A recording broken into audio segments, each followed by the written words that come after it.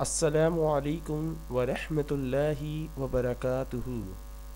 So when the Quran is recited, जब कुरान की तिलावत हो, then listen to it, तो सुनो उसे, pay attention, तवज्जो देकर, that you may receive mercy, कि तुम पर रहम किया जाए.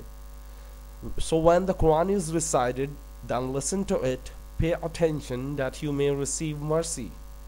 जब भी कुरान की तिलावत हो उसे तवज्जो से सुना जाए, इसके बदले में आप पे रहमतें और बरकतें नाजिल की जाती हैं.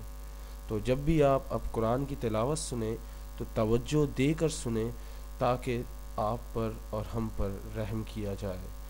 उम्मीद करता हूँ आप इस बात को याद रखेंगे. If you like this video please share with your friends. अगर आपको ये वीडियो अच्छी लगी हो, पसंद आई हो तो अपने दोस्तों से शेयर करें.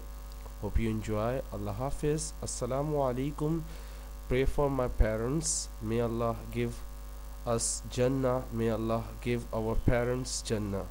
अल्लाह हमें जन्नत अता फ़रमाए, हमारे वालिदैन को जन्नत अता फ़रमाए. आमीन सुम्मा आमीन या रब्बुल आलमीन. अस्सलामु अलैकुम.